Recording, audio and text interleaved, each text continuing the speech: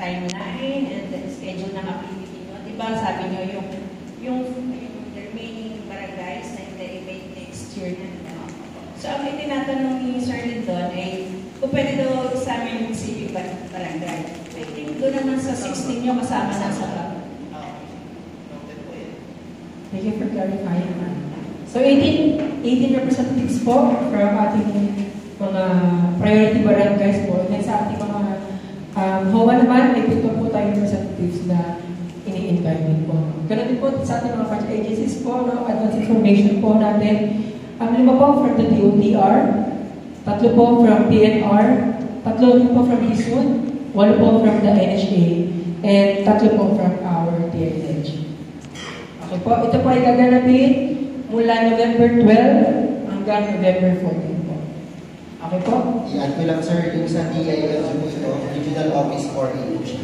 Kasi kaya po na-share namin sa inyo last time, meron po tayong ongoing na collaboration po with them para po magkaroon tayo ng malinaw po na coordination with our LGUs. Considering na si DILG po nag-supervise po sa atin. So, tatlong mga yan, ito po, Regional Office po siya, baka kasi mabanggit sa local po natin. Sa field po. Thank you po. Pero most likely, baka sa availability po ng Region 4A, baka po yung field office dito. Well, depende naman po sa kanila. Pero yung letter po natin, naka-address po siya kay Regional Office 4. Sir, ano po yan? Noted po ba dyan ng DILG sa Pablo? Office nila? Bali po, yung letter po natin is sa Regional Office po, ipapadala. Pero kung ang direction po, yung directive nila is kay local, sila lang bahala. Kasi baka sa LGU sa amin, no problem yan. Yeah. Ayun sa kanila, baka sila ay magpasama sa amin. Communicate na lang po kami. Yes. Thank you po. Thank you po. Kaya dapat na po, require po talaga na si DLG Field Office po ay mag-inform po kami. Request po si Field Office na magpasama. Thank you po. So far po sa ating mga numbers ng mga representatives, may tanong po ba tayo regarding sa ating activity and just sa number of representatives po? Sir, may naman po tayo dun sa representatives. Sir, Agi.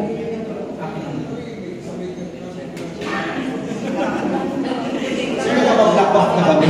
O sir, may advance na kami.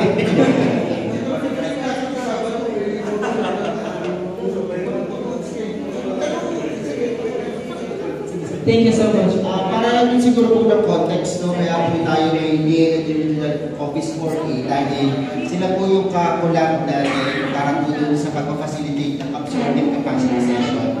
Kasi I believe si DILG naman po yung may power, authority po na mag-cascade po ng mga tools natin sa LGU, and our respective DILG field officers po ang siya mag-facilitate na i-check po kung may RARAP LGU, meron namang PF resolution nila. So if ever compliant po tayo, wala po tayong problem. So later naman, i-present natin. Tapos, baka pinang-confuse din ba bakit ang daming energy? Yung walo sila. So, yung context ko kasi, si energy ko kasi iba yung San Pablo, at ibang Piaco. Since magkasama po sila, so may representative po ng energy from San Pablo, and then iba po yung representative nila from Piaco. Kaya kung nakikita po yung numbers ng energy, 8. So, bakit test yung lang namin sa sila. So, pantay-pantay ko yung pamamahal natin. So, yun po yung context po niya kung bakit marami po si Ayan. So, yung mga representatives po from the national government agencies, itutulungan po tayo na i-present yung mga ihanda po namin ng mga presentation with regards sa resettlement at institutional mechanisms po. Yan. So, sila po yung makakatulong natin para mas ma-equip tayo ng knowledge and information po para sa kanilang. Sige po. Next po tayo sa next na remaining activity po natin for this year na nakapalog pa rin po sa ating San Pablo City po. Ito po yung livelihood skills training.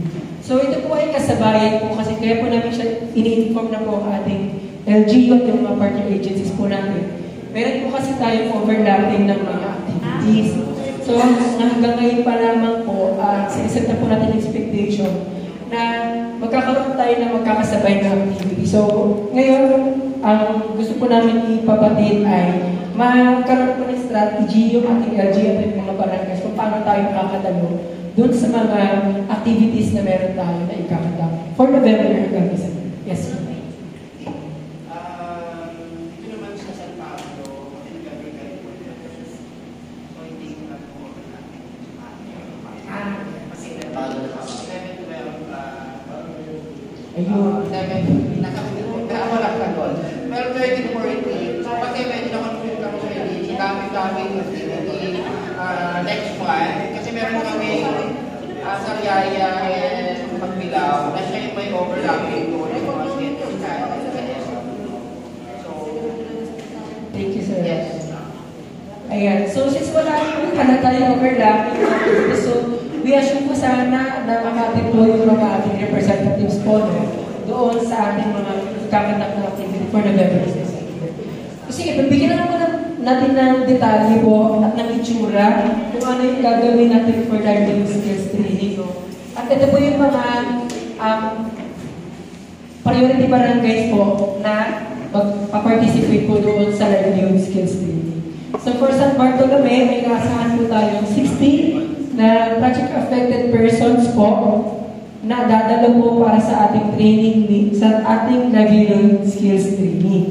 Yung number ng skills training na ikakandak po sa Barangay San Bartolome ay 2 po ito. Na magkasabay, nagaganapin sa November 24, 2025. Muli po, San Bartolome, gaganapin po ang learning skills training sa November 24, 2025. At ang target po natin ng participants ito ay 60 katao po. At 2 training po yung kakandak ng sabay sa nasabing barangay. Malinaw po?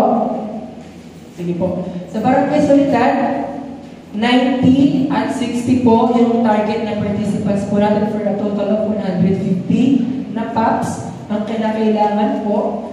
Ang total number ng skills training na ikakandak ay 5 po. So, 3 po sa November 25 at 2 naman po sa November 26. Yes, Sir Robert. Gusto ko lang i-check na. Sir, yung sa Barangay San Bartolome, ilan na po yung nalilipas sa ngayon po? 49 po. 49 pa rin po tayo. Okay po. Kasi in the event po na madagdagan yung ating mga locatives po sa San Bartolome, pwede po tayong mag-rest. For example, kung galing sa Solidan, so ikakanggap po natin siya sa Barangay San Bartolome. So palilas po tayo dito sa Solidan. So para malinaw lang po, depende po doon sa paggalaw po ng ating yung bilang po na mangyayari po sa Solidan. Sorry, sa Barangay San Bartolome kasi katulad po ng sinabi ko kanina, priority po natin si San Bartolome since yun na po yung bagong tirahan po nila. So, yun lang po.